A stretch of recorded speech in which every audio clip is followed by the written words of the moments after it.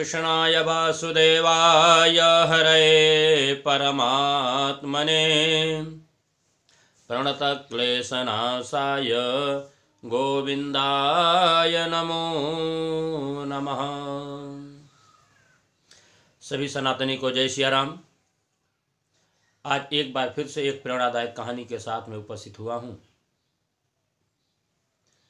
कहा जाता है कि संसार में एक दूसरे के दुख सुख को समझना यह मानवीय गुण है, और जो ऐसा नहीं करते हैं यह मानव को उनके अंदर मानवता नहीं बल्कि अमानवीय व्यवहार वो प्रस्तुत कर रहे हैं समाज में। सामने वाला कोई भी हो, लेकिन मानवीय गुण आपके अंदर जरूर होना चाहिए। इसी तरह की एक कहानी के साथ हम आपके सामने उपस्थित हैं। एक बार की बात है, एक डाकिया वह गली गली में जाकर के लोगों के पत्र पहुंचाया करता था। एक बार एक गली में एक दरवाजे पर पहुंचा, आवाज़ लगाई, आपका पत्र आया है, घर में कोई है तो ले लो। अंदर से एक छोटी बच्ची की आवाज़ आई, हाँ रुकिए मैं आ रही हूँ। 5 मिनट इंतजार करने के बाद भी जब कोई नहीं आया तो डाकिया ने दोबारा आवाज़ लगाई, अरे कोई है पत्र लेने वाला, ले लीजिए, हमें अभी कई जगहों पर जाना है। उस बच्ची ने कहा कि अंकल थोड़ी देर और रुकिए, मैं आ रही हूँ, नहीं तो आप उसे दरवाजे के नीचे डाल करके चले जाइए, अभी हमको थोड़ा समय लगेगा। तो डाकिये ने कहा कि नहीं नहीं कोई बात नहीं, मैं इंतज़ार करता हूँ, और क्योंकि यह ऐसा पत्र है, एक पंजीकृत पत्र है, बिना हस्ताक्षर किए यह दिया नहीं जा सकता, इसलिए आइए।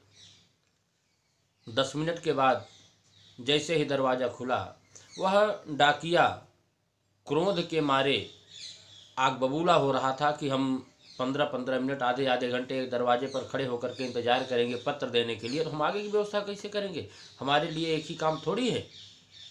वो जैसे ही कुछ बोलने ही वाला था, दरवाज़ा खुलते ही उसकी आंखें फटी रह गई। सामने का जो दृश्य देखा, एक छोटी सी बच्ची थी और जो विकलांग थी उसके पैर नहीं थे।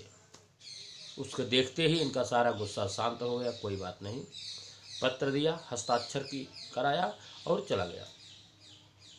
क्योंकि उस घर में कोई और नहीं, वह बच्ची अकेली रहती थी,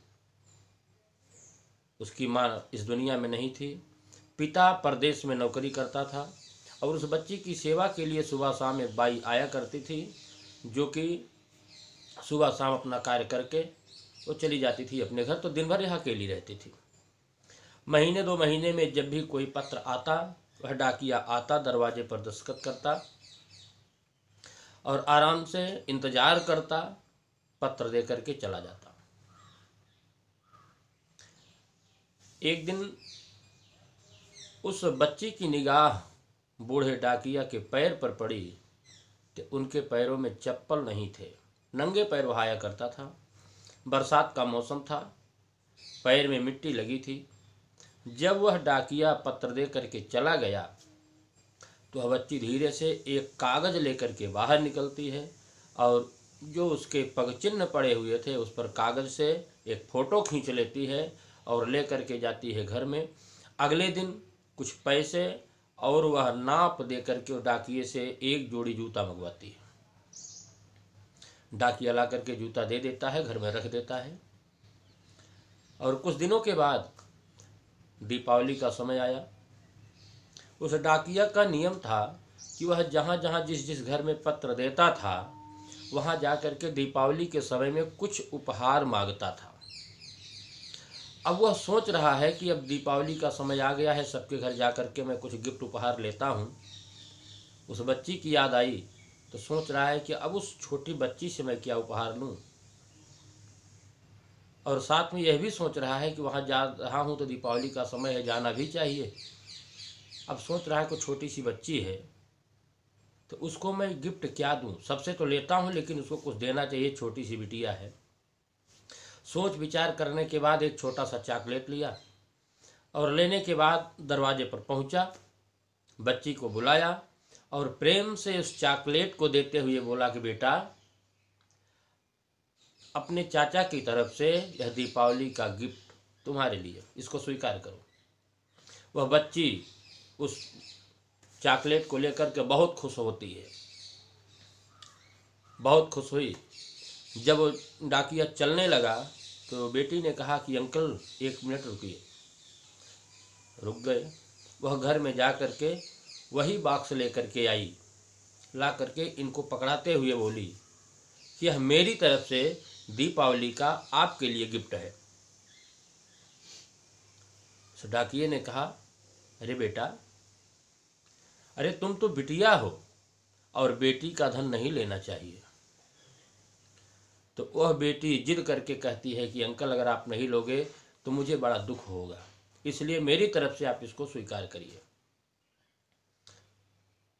ले लिया।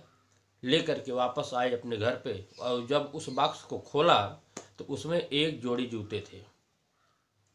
इतना देखते ही इनकी आंखें चकाचौंध हो गईं। अरे वह छोटी सी बच्ची मेरे बारे में इतना सोचती है।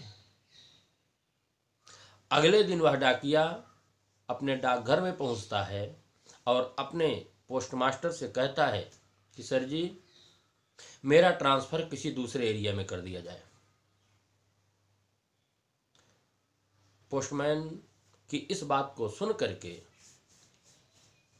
डाक अधीक्षक ने पूछा कि आखिर ऐसी बात क्या है। तो उसने इस बच्ची की पूरी कहानी बताई, क्योंकि उस बच्ची ने मेरे पैर में जूते नहीं थे ऐसा उसने देखा तो मेरे बारे में इतना सोचा कि उसने मुझे जूते दिए। लेकिन अब मैं क्या करूं, मेरे अंदर वो सामर्थ्य नहीं है कि मैं उसको रोज़ यही देखता हूं कि उसके पैर नहीं हैं, तो मैं इसको पैर कैसे दे सकता हूं।